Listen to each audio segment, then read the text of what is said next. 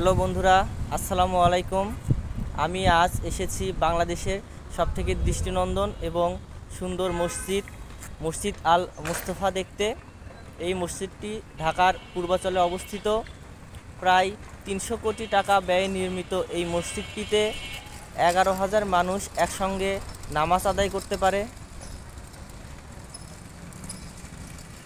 আপনারা আমার সঙ্গে থাকুন এবং সম্পূর্ণ মসজিদটি ঘুরে ঘুরে দেখুন।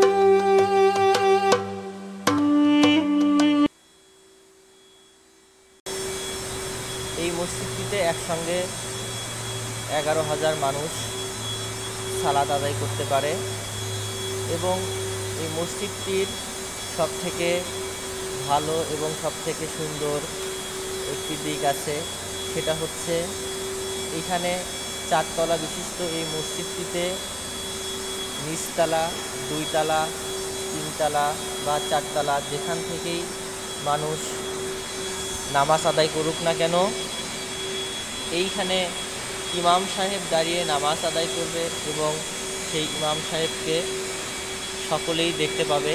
নিচতলা থেকে, ২ তলা থেকে আপনারা আবার দেখেন, এখানে ২ তলা, ৩ তলা, নিচতলা থেকে মানুষ সারিবদ্ধভাবে সালাত আদায় করবে এবং ইমাম সাহেব এখানে দাঁড়াবে, এইখানে দাঁড়িয়ে সালাত আদায় করবে।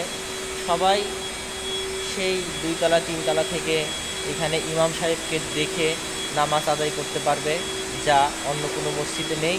এবং দেখেন, বয়স্ক মানুষের কথা চিন্তা করে বা অসুস্থ ব্যক্তির কথা চিন্তা করে এই মসজিদের ২ পাশে আসনের ব্যবস্থা করা হয়েছে। যদি নামাজ পড়তে এসে কেউ অসুস্থ হয়ে পড়ে, তাহলে এখানে দাঁড়িয়ে বা বসে রেস্ট নিয়ে সুস্থ হয়ে আবার সালাত আদায় করতে পারবে। আধুনিকতা এবং সৌন্দর্যের কোনো কমতি নেই এই মসজিদটিতে।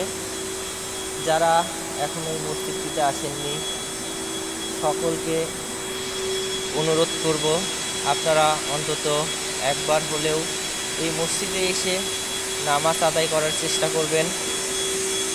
আশা করি আপনাদের সবার ভালো লাগবে।